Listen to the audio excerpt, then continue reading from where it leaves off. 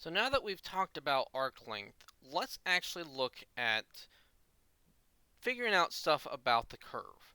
So we have our curve, we have our parameterization r of t. Recall we've already defined the unit tangent to our curve as r prime of t over the magnitude of r prime of t. And here we actually can already see a slight issue. If we want to be working with this curve, we would like to have this unit tangent always exist. But it can't exist if the magnitude of r prime of t is ever 0. Or in other words, if r prime of t is equal to 0 at a point. That seems to be a big issue. And it turns out it really kind of is a big issue, as we can look at in an example. Let's look at r of t is equal to t cubed t squared.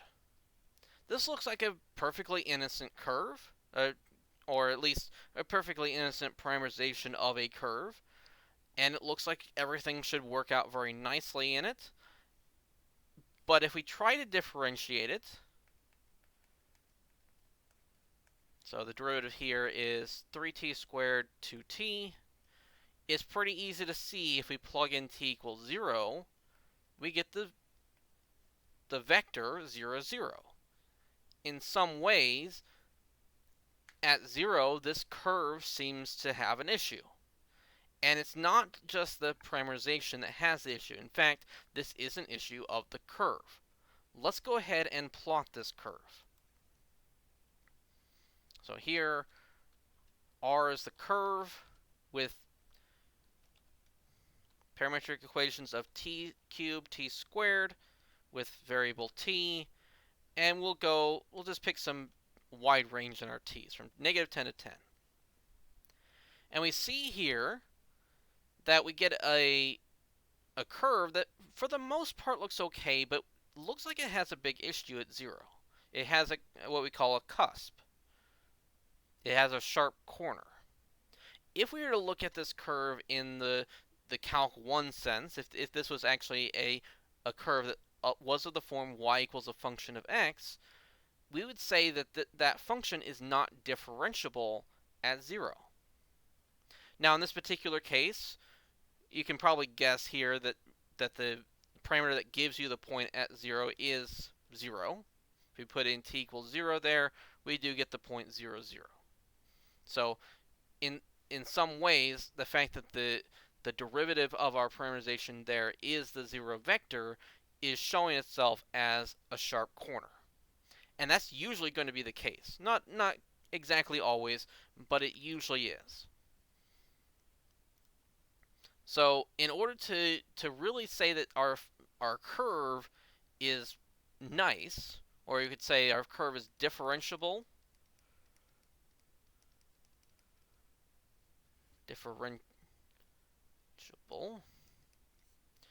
or to make it a little bit easier to say, you could say it's smooth. And yes, that is kind of a formal term. We're going to say a smooth curve is a curve, or a curve is smooth at a particular point if the derivative of the parameterization is not equal to 0. And we're going to say it's smooth in general if it's never equal to 0. If that is the case, we can always find a unit tangent at every point on the curve. And that's what we're going to do. We're going to start with a differentiable curve. We're going to find an arc length parameterization. So we have an arc length parameterization. We'll just say the parameter here is s. I won't bother naming the parameterization because ultimately we won't need it. We don't need the name in any of the formulas. And we're going to say that we have our unit tangent based off of this arc length parameterization.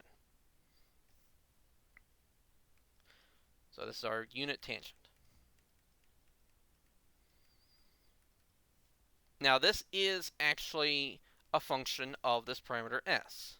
We could actually differentiate our unit tangent with respect to this s.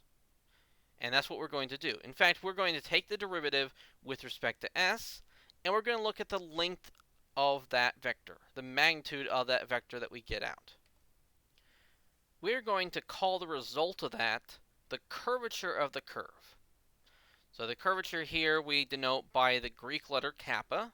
It looks like a little k, but it's the lowercase k of Greek, you could say. But it literally is just the derivative of the unit tangent with respect to the arc length and the magnitude of that vector. Now, of course, like I said in the previous video, we'd like to not have to depend on finding this arc length parameterization. So we are going to, before we do anything else, we're going to find another form of this that can depend on the parameterization r that we started with. So first things first, we want to, obviously we're going to have to somehow involve the derivative of capital T with respect to little t. This is our unit tangent with respect to the parameter that we're using for r of t. We can use the chain rule here to put this into terms of the parameterization variable s. So here, d capital T dt is equal to d capital T ds times ds dt. That's the chain rule. Now, of course, here we can actually just go ahead and take the magnitudes of these vectors. So the magnitude of this vector is going to be the magnitude of this vector times, well, this is, you could say this is a magnitude, but it's really just the absolute value of this derivative, because this is just a derivative in the normal sense. The s here is not a vector. We can go ahead and start replacing things. We're just going to call this derivative here t prime of t, since this is what we're going to be focusing on more than anything else. dt ds, that's what we were saying was the curvature. We say it's kappa. Now technically it is kappa of s. It depends on s, but if we go ahead and find the s by using the t and using whatever parameterization is, we can also say it's kappa of t. Because really what kappa is, it's the curvature at the point. And we're just saying that at the point that is defined by the parameter t, when we plug it into r of t, that will give us the curvature kappa of t. This is just the curvature at that point. And now we need to figure out what to do with the absolute value of ds dt. What is that thing? Well, here we have to go back to what s of t actually is. S of t is the integral from, not 0, but whatever starting point we picked, to t of the magnitude of the derivative of r. And now we have to recall that when we have such a thing, and when we have a function defined in terms of an integral like this, where the variable is being plugged into our limits, the fundamental theorem of calculus says that this is not only a differentiable function, but it tells us exactly what the derivative of that function is. The derivative of this function is literally just the integrand, the thing that we have inside the integral, at that value, so at t. So ds dt is literally just the magnitude of r prime of t. Of course, if we take the absolute value here, we're taking the absolute value of a magnitude, and so we don't really have to keep doing that. We already have something positive here, so we're literally just taking the magnitude of r prime of t. If we solve for the curvature, if we solve for kappa, we get this formula. So here, kappa of t is expressed completely in terms of the parameterization r of t that we started with. We do not have to, we can find the curvature easily from this formula without ever having to look at an arc length parameterization. And that saves us a lot of effort. In fact, this is not very complicated to compute at all. Now, there might be some issues here in finding t prime, because keep in mind, we find t by taking r prime and dividing by its magnitude, and this magnitude will generally have a square root in it. So when we find this capital T of t, it will generally have square roots in it. And then we have to differentiate that, then find the magnitude of it.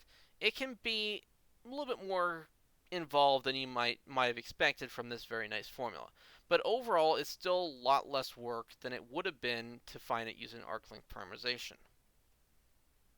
Now we can actually go another step beyond this and derive a formula completely in terms of r, not even including the capital T.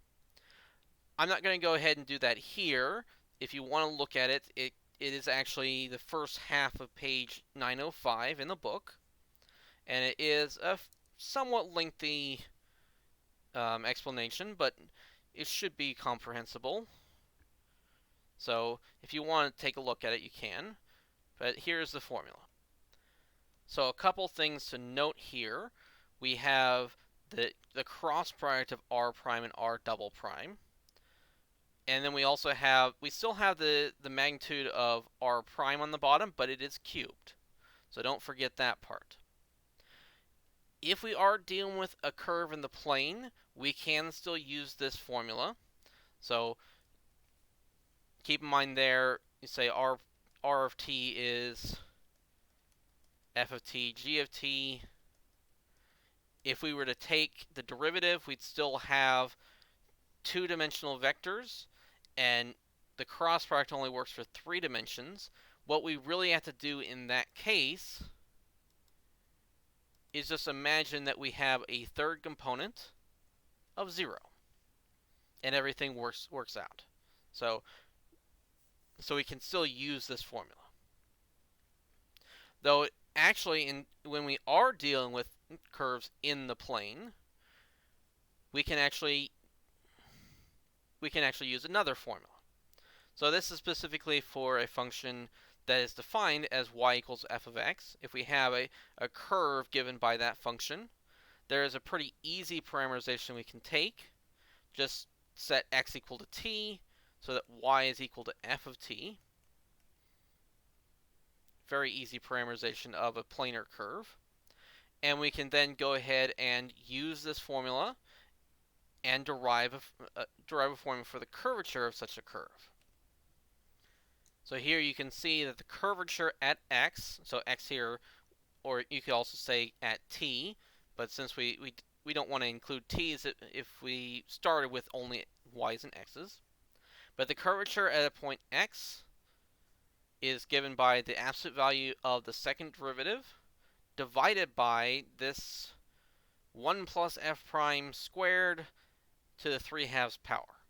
In a sense, what the bottom here is doing is it's looking at the cube of the magnitude of something. It's just in this case that we want to express it in terms of f, so we have it a little bit more written out. But really the top here just became the absolute value of the second derivative, which is kind of nifty. So if you have a curve in the plane, go ahead and use that formula. It's going to be probably a little easier than having to derive this cross product or try to find the unit tangent and then work with that. Let's look at problem 26. Here we're given a particular curve with a particular parameterization, and they're asking us to find the curvature at a particular point. Now, we could actually find the curvature at all points, though having a particular point to look at will save us a lot of work. So the first thing that we want to make sure we do is identify what point this is. What point on these parametric equations, which I'm going to go ahead and write out here. So r of t is cosine of t, sine of t, sine of 5t. What value of t can we plug in here to get 1, 0, 0? Well, cosine of 0 is 1, sine of 0 is 0, and then this would still be sine of 0, so it'd still be 0. So actually t equals 0 is exactly what we want. Again, they kind of are just picking points on the curve that have very easy parameters corresponding to them.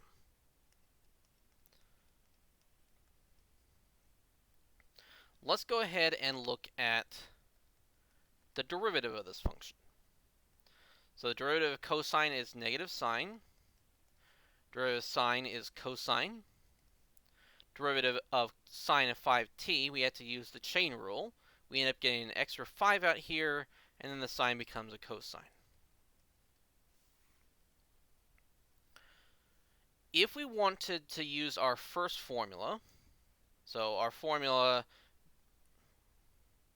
this formula here, so we're never going to be going back to the original definition, because that's just, unless we already know that we have an arc length parameterization, but normally that's not going to be the case. So generally our first formula is going to be this one. If we wanted to find the unit tangent and differentiate that, we would then have to take not the absolute value, but the magnitude of r prime. And part of that's not too bad. We have a sine squared plus cosine squared, and that'll give us a 1. But then we'd also have to take this 5 cosine of 5t and square it. We would have this thing.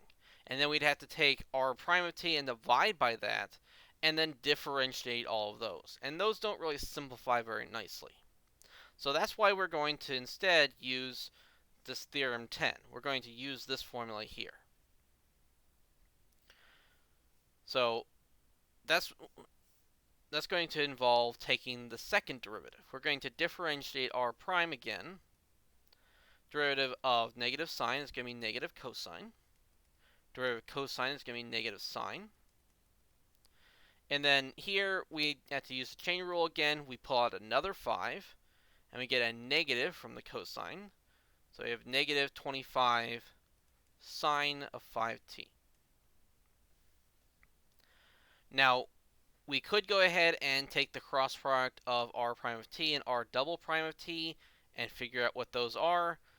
There is quite a bit of stuff there. It wouldn't be too out of hand to do that, but if we go ahead and plug in our parameter of 0 right now, it'll actually simplify the amount of work. So that's why finding at a particular point is going to save us some effort. So I'm going to go ahead and put 0 into my formulas for the derivative and the second derivative. If I put in 0 here, sine of 0 is 0. Cosine of 0 is 1. And then this cosine is still seeing just 0, so we're going to have 5 times 1. Then here, cosine of 0 is 1, so we have a negative 1. Sine of 0 is 0. And then we still have sine of 0, so this one's still 0. So we're going to take the cross product of r prime of 0 and r double prime of 0. We can go ahead and write these out. So r prime is really just j plus 5k. We're crossing that with r prime of 0, which is negative I. We go ahead and expand this out. We have j cross with negative I. J cross with I is the wrong direction, so we end up getting a negative k, and then the negative that's already there will make that a positive k. Then we have a 5, then k cross negative I. K cross I is actually the right direction. We get a positive j, but then we have the negative there to make it a negative 5j. Or in other words, this cross product, since there's no I term, we can have 0, negative 5, 1. So the curvature at 0, at t equals 0, is going to be the magnitude of this vector we just found, this cross product, divided by the magnitude of r prime of 0, cubed, specifically. So we're going to take the square root of 0 squared plus negative 5 squared plus 1 squared. In other words, we have 25 plus 1. On the bottom, we're going to take the cube of a magnitude. And in this case, we have r prime of 0. We have 0 squared plus 1 squared plus 5 squared. So this is going to look very similar. In fact, we're going to have square root of 26 over the cube of square root of 26. We can cancel a square root of 26, and what's going to be left is a 1 over the square root of 26 squared, which just gives us a 26 on the bottom. So the curvature at this particular point is a mere 1 over 26. This is actually a pretty small curvature. And note that curvatures are never negative, so the closer you are to 0 is the smaller your curvature actually is. Let's go ahead and plot this function, or this curve. So here I'm going to call my curve r because that's what we've been doing, but it's going to be given by parametric equations of cosine of t, sine of t, and sine of 5t.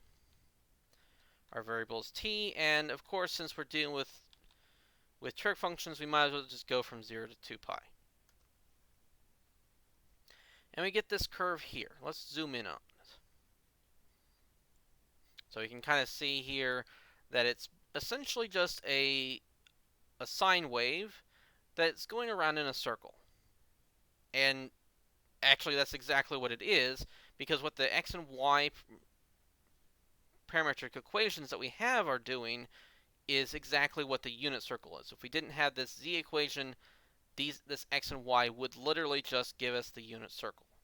And all that's happening here is we're going around the unit circle, and we're getting different heights that are given by this sine curve, this sine of 5t. And so we're literally just having a sine of 5t as our heights as we go around the circle. If we go ahead and plot r of 0, that is this point over here, this a that they labeled. So that is the point 1, 0, 0, as we expect. And you can kind of tell already that the curvature here is really small. In fact, from certain angles, it looks like there's no curvature at all. Really, all the curvature that's happening is the curvature that's kind of making it go back around the unit circle, not any curvature in going up and down. So in fact, this is a not very curved point on the curve. It's not actually 0, but it is very close to 0. If we were to pick a different point on the curve, that wouldn't be true. If we say pick the top of one of these hills. In fact, let's go ahead and pick the one that's over here. That's actually going to be the point at pi over 2. So if I plug in r of pi over 2, I get that point there. I knew that because we're just going around the unit circle. That's where we actually hit pi over 2. And there, it should be really curved. Let's actually go back to our formulas and actually show that it is really curved. So, as I mentioned, that is the point with parameter pi over 2. All we really need to do is go ahead and use the formulas we already have for our first and second derivatives, but we're plugging in pi over 2 this time. The point on our curve, if we plug in pi over 2, remember cosine of pi over 2 is 0, sine of pi over 2 is 1, and then sine of 5 pi over 2 is also 1 because really all we're doing is 5 pi over 2 is if we've gone around 2 pi and then went pi over 2 again. So really, this is seeing sine of pi over 2 again. So our point is 0, 1, 1. If we look at our derivative, sine of pi over 2 is 1, so we get a negative 1. But then the cosine of pi over 2 and cosine of 5 pi over 2 are both 0. So our derivative is negative 1, 0, 0. Our second derivative is very similar. We have cosine of pi over 2 is 0. Sine of pi over 2 is 1, so we get a negative 1. And then sine of 5 pi over 2 is again the same as sine of pi over 2, so we get a 1 there. So we get a negative 25. So our second derivative is 0, negative 1, negative 25. We then need to go ahead and find the cross product of these vectors. So r prime of pi over 2 cross with r double prime of pi over 2. Remember, we're going to go ahead and put these in terms of ij's and k's. R prime of pi over 2 is just negative I. R double prime of pi over 2 is negative j minus 25k.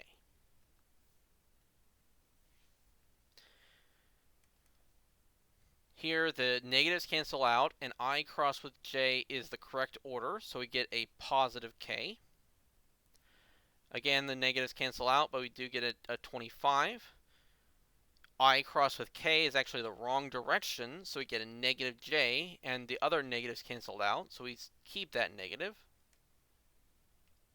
So we have k minus 25j, or back in terms of angle brackets, this is 0, negative 25, 1. The curvature at pi over 2 is going to be the magnitude of this.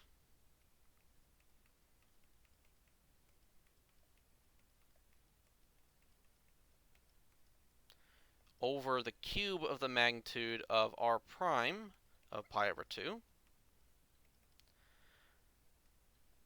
The magnitude of the cross product here is the square of 25, so 625 plus the square of 1, which is 1.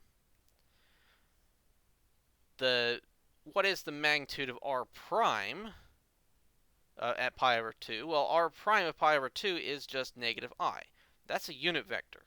The negative there doesn't really matter, but I is a unit vector. So we're really just taking 1 cubed. That one's actually pretty nice. So we end up overall with the square root of 626, which since we squared 25 to get 625 and the plus 1 doesn't really change it that much, you shouldn't be too surprised that this is very close to 25. It's actually like 25.02.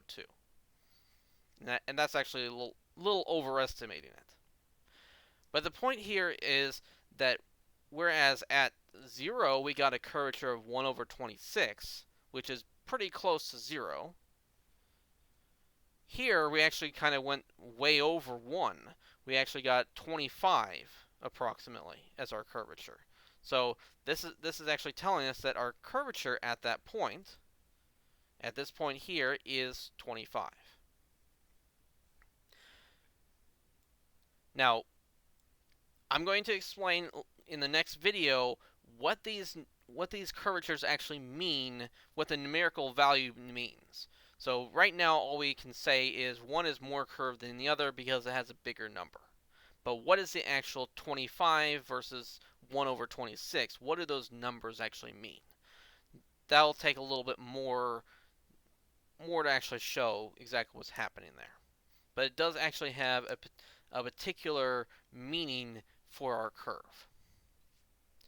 So I'm going to go ahead and leave this now, and in the next video we will define a few more other vectors similar to our unit tangent. And again, I'm going to explain a little bit more about how the curvature is related to those vectors and how they actually tell us a lot about our curve. So I'll see you in that video.